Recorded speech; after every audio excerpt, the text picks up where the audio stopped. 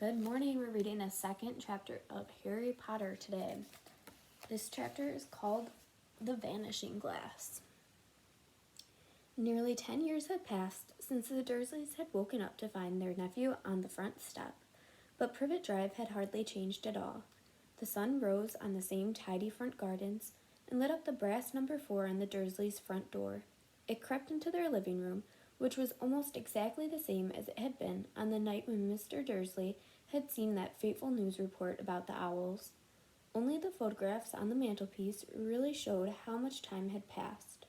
10 years ago, there had been lots of pictures of what looked like a large pink beach ball wearing different colored bobble hats. But Dudley Dursley was no longer a baby. And now the photographs showed a large blond boy riding his first bicycle, on a roundabout at the fair, playing a computer game with his father, being hugged and kissed by his mother. The room held no sign at all that another boy lived at the house too. Yet, Harry Potter was still there, asleep at the moment, but not for long. His Aunt Petunia was awake, and it was her shrill voice which made the first noise of the day. "Up! Get up! Now!" Harry woke with a start. His aunt rapped on the door again. "Up!" she screeched. Harry heard her walk towards the kitchen, and then the sound of the frying pan being put on the cooker. He rolled on to his back and tried to remember the dream he had been having. It had been a good one. There had been a flying motorbike in it. He had a funny feeling he'd had the same dream before. His aunt was back outside the door. "Are you up yet?" she demanded. "Nearly," said Harry. "Well, get a move on. I want you to look after the bacon, and don't you dare let it burn. I want everything perfect on Dudley's birthday." Harry groaned. "What did you say?" his aunt snapped through the door. Nothing. Dudley's birthday. How could he have forgotten? Harry got slowly out of bed and started looking for socks. He found a pair under his bed, and after pulling a spider off one of them, put them on.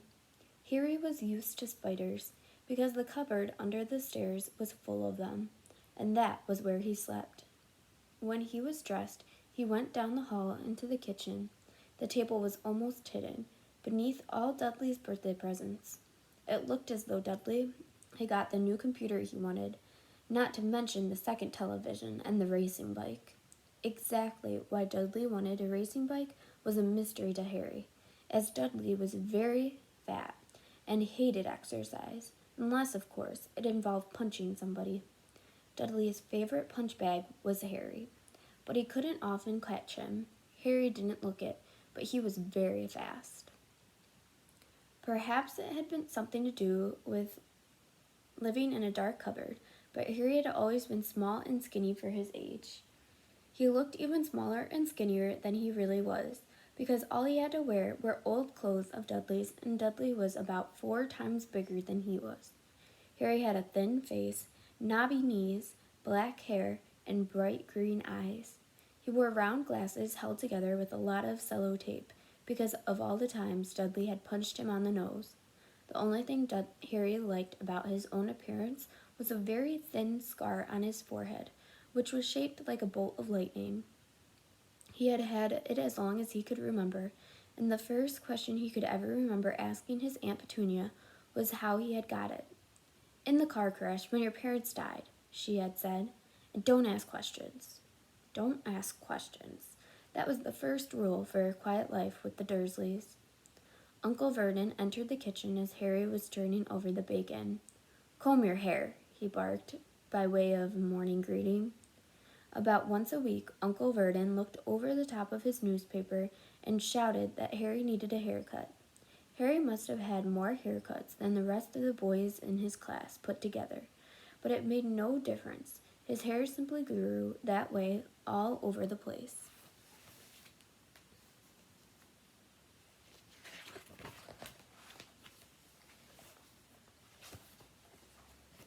Here was a picture on The Vanishing Glass.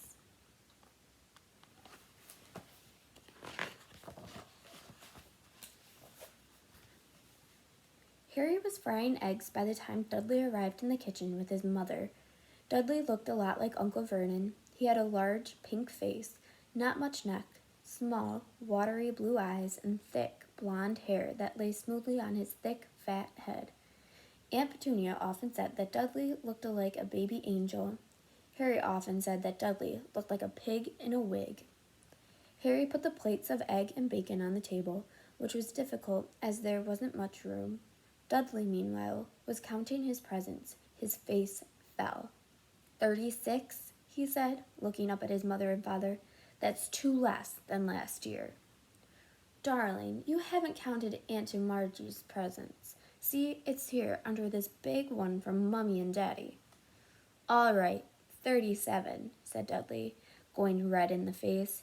Harry, who could see a huge Dudley tantrum coming on, began wolfing down his bacon as fast as possible in case Dudley turned the table over.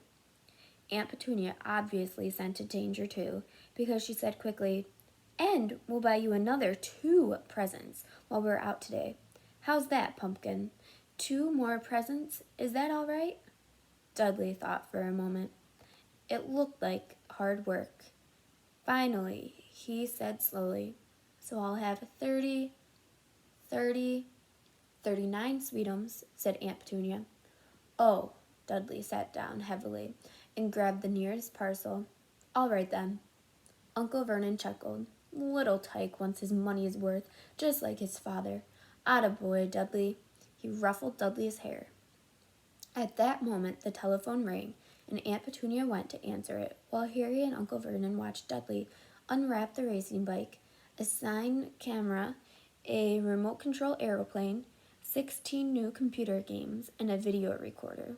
He was ripping the paper off a gold wristwatch when Aunt Petunia came back from the telephone, looking both angry and worried. "Bad news, Vernon," she said. "Miss Figg's broken her leg. She can't take him." She jerked her head in Harry's direction. Dudley's mouth fell open in horror, but Harry's heart gave a leap. Every year on Dudley's birthday, his parents took him and a friend out for the day to adventure parks, hamburger bars, or the cinema. Every year, Harry was left behind with Miss Figg, a mad old lady who lived 2 streets away. Here we have a picture of Harry. Looks like his room under the stairs. And a couple more spiders.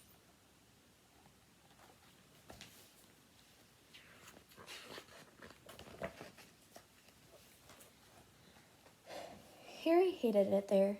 The whole house smelled of cabbage, and Miss Figg made him look at photographs of all the cats she'd ever owned. "Now what?"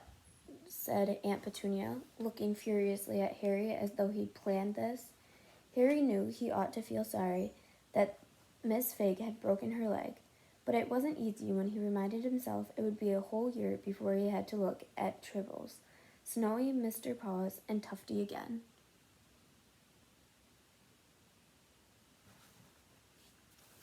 "We could phone Marge," Uncle Vernon suggested. "Don't be silly, Vernon. She hates the boy." The Dursleys often spoke about Harry like this, as though he wasn't there, or rather, as though he was something very nasty that couldn't understand them, like a slug. "What about, what's-her-name, your friend, Yvonne?"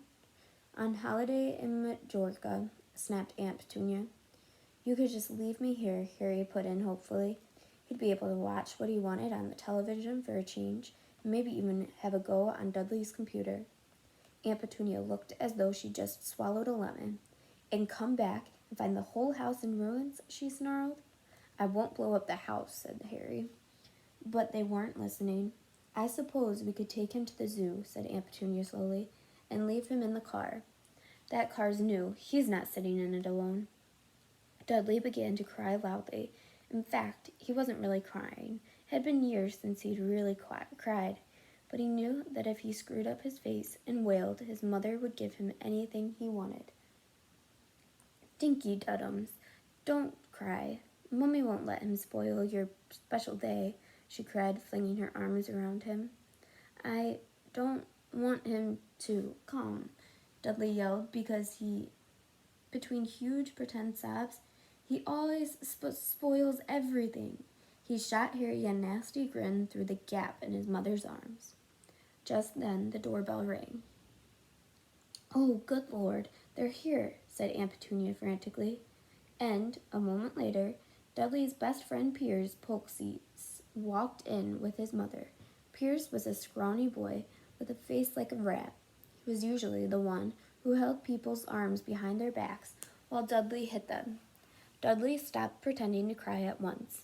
Half an hour later, Harry, who couldn't believe his luck, was sitting in the back of the Dursleys' car with Piers and Dudley, on the way to the zoo for the first time in his life. His aunt and uncle hadn't been able to think of anything else to do with him, but before they left, Uncle Vernon had taken Harry aside. "I'm warning you," he said, putting his large purple face right up close to Harry's. "I'm warning you now, boy. Any funny business, anything at all, and you'll be in that cupboard from now until Christmas." "I'm not going to do anything," said Harry, honestly. But Uncle Vernon didn't believe him. No one ever did. The problem was strange things often happened around Harry, and it was just no good telling the Dursleys he didn't make them happen. Once, Aunt Petunia, tired of Harry coming back from the barber's looking as though he hadn't been at all, had taken a pair of kitchen scissors and cut his hair so short he was almost bald, except for his fringe, which she left to hide that horrible scar. Dudley had laughed himself silly at Harry, who spent a sleepless night imagining school the next day, where he was already laughed at for his baggy clothes and cello-taped glasses.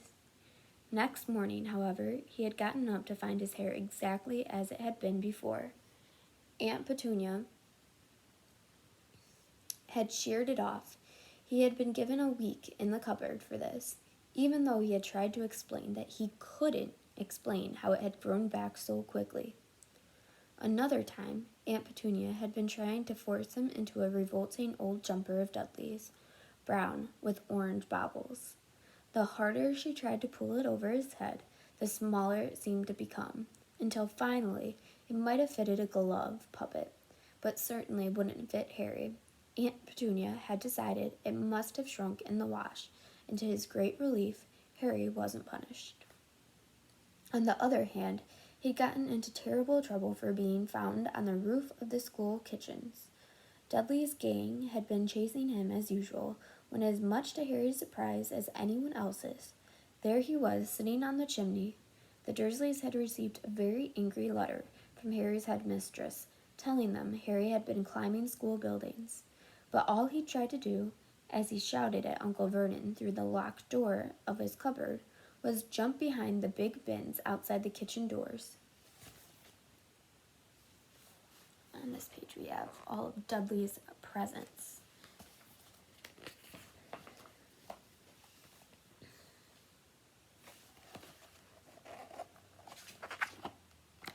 Harry supposed that the wind must have caught him in mid-jump. But today, nothing was going to go wrong. It was even worth being with Dudley and Piers to be spending the day somewhere that wasn't school, his cupboard, or Miss Fig's cabbage-smelling living room. While he drove, Uncle Vernon complained to Aunt Petunia. He liked to complain about things people at work. Harry, the council, Harry, the bank, and Harry were just a few of his favorite subjects. This morning, it was motorbikes.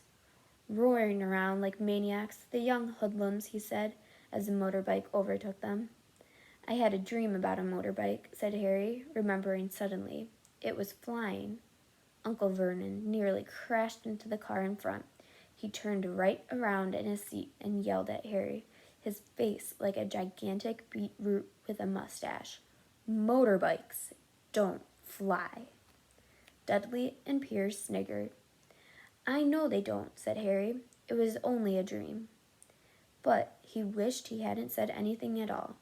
If there was one thing the Dursleys hated even more than asking questions, it was his talking about anything, acting in a way it shouldn't, no matter if it was a dream or even a cartoon.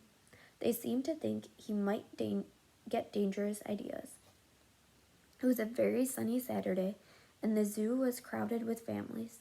The Dursleys brought Dudley and Piers large chocolate ice creams at the entrance, and then, because this smiling lady in the van had asked Harry what he wanted before he could hurry him away, they bought him a cheap lemon ice lolly that they bought, it wasn't bad either, Harry thought, licking it as they watched a gorilla scratching its head and looking remarkably like Dudley, except that it wasn't blonde.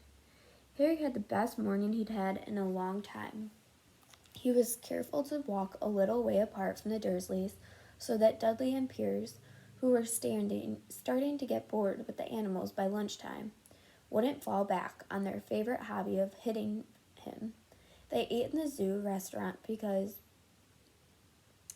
and when Dudley had a tantrum because his Knickerbocker glory wasn't big enough, Uncle Vernon bought him another one, and Harry wasn't allowed to finish the first. Harry felt afterwards that he should have known it was all too good to last. After lunch, they went to the reptile house. It was cool and dark in here, with lit windows all around the walls. Behind the glass, all sorts of lizards and snakes were crawling and slithering over bits of wood and stone. Dudley and Piers wanted to see huge poisonous cobras and thick, man-crushing pythons. Dudley quickly found the largest snake in the place. It could have wrapped its body twice around Uncle Vernon's cart and crushed it into a dustbin. But at that moment, it didn't look in the mood. In fact, it was fast asleep. Dudley stood with his nose pressed against the glass, staring at the glistening brown coils. "Make it move," he whined at his father. Uncle Vernon tapped the glass, but the snake didn't budge. "Do it again," Dudley ordered. Uncle Vernon rapped the glass smartly with his knuckles, but the snake just snoozed on. "This is boring," Dudley moaned. He shuffled away. Harry moved in front of the tank and looked intently at the snake. He wouldn't have been surprised if it died of boredom itself. No company except stupid people drumming their fingers on the glass, trying to disturb it all day long. It was worse than having a cupboard as a bedroom, where the only visitor was Aunt Petunia, hammering on the door to wake you up. At least he got to... Picture of a gorilla. And then we have Dudley with his ice cream. At least he got to visit the rest of the house. The snake suddenly opened its beady eyes. Slowly, very slowly, it raised its head until its eyes were on level with Harry's. It winked. Harry stared. Then he looked quickly around to see if anyone was watching. They weren't. He looked back at the snake and winked too. The snake jerked its head towards Uncle Vernon and Dudley, then raised its eyes to the ceiling. It gave Harry a look that said quite plainly, "I get that all the time." "I know," Harry murmured through the glass, though he wasn't sure the snake could hear him. "It must be really annoying." The snake nodded vigorously. "Where do you come from, anyway?" Harry asked. The snake jabbed its tail at a little sign next to the glass. Harry peered at it. Boa constrictor, Brazil." "Was it nice there?" The boa constrictor jabbed its tail at the sign again, and Harry read on. "This specimen was bred in the zoo." "Oh, I see. So you've never been to Brazil." As the snake shook its head, a deafening shout behind Harry made both of them jump. "Dudley! Mr. Dursley! Come and look at this snake! You won't believe what it's doing!" Dudley came waddling towards them as far as he could. "Out of the way, you," he said, punching Harry in the ribs. Caught by surprise, Harry fell on the concrete floor. What came next happened so fast, no one saw how it happened. 1 second, Piers and Dudley were leaning right up close to the glass. The next, they had leapt back with howls of horror. Harry sat up and gasped. The glass front of the boa constrictor's tank had vanished. The great snake was uncoiling itself rapidly. Slithering out on the floor, people throughout the reptile house screamed and started running for the exits. As the snake slid swiftly past him, Harry could have sworn a low, hissing voice said, Brazil, here I come. Thanks, amigo. The keeper of the reptile house was in shock. But the glass, he kept saying. Where did the glass go? The zoo director himself made Aunt Petunia a cup of strong, sweet tea while he apologized over and over again. Piers and Dudley could only gibber. As far as Harry had seen, the snake hadn't done anything except snap playfully at their heels as it passed. But by the time they were all back at Uncle Verdon's car, Dudley was telling them how it had nearly bitten off his leg, while Piers was swearing it had tried to squeeze him to death. But worst of all for Harry, at least, was Piers was calming down enough to say, Harry was talking to it, weren't you, Harry? Here's our picture of Harry looking at the snake, his hands pressed up on the glass.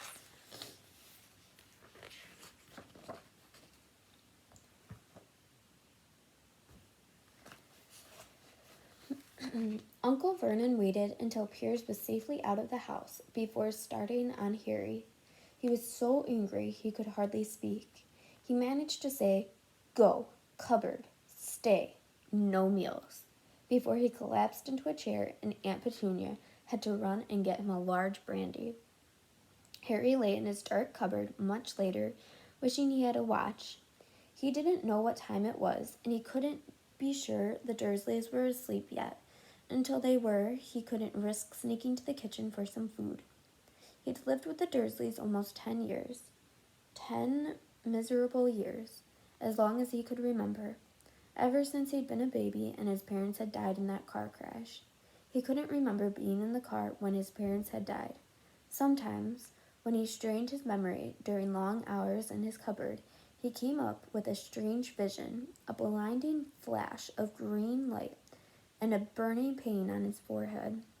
This, he supposed, was the crash, though he couldn't imagine where all the green light came from. He couldn't remember his parents at all. His aunt and uncle never spoke about them, and of course he was forbidden to ask questions. There were no photographs of them in the house.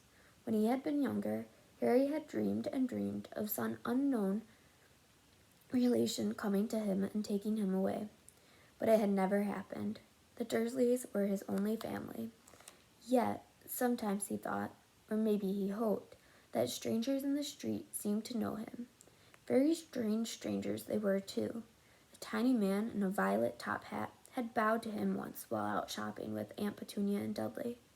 After asking Harry furiously if he knew the man, Aunt Petunia had rushed them out of the shop without buying anything. A wild-looking old woman dressed all in green had waved merrily at him once on a bus. A bald man in a very long purple coat had actually shaken his hand in the street the other day, and then walked away without a word. The weirdest thing about it all, these people, was the way they seemed to vanish the second Harry tried to get a closer look. At school, Harry had no one. Everybody knew that Dudley's gang hated the odd Harry Potter in his baggy old clothes and broken glasses, and nobody liked to disagree with the Dudley's gang. So here we have the snake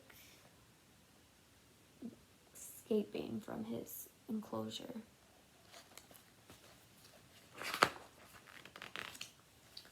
Alright, that's all for chapter 2.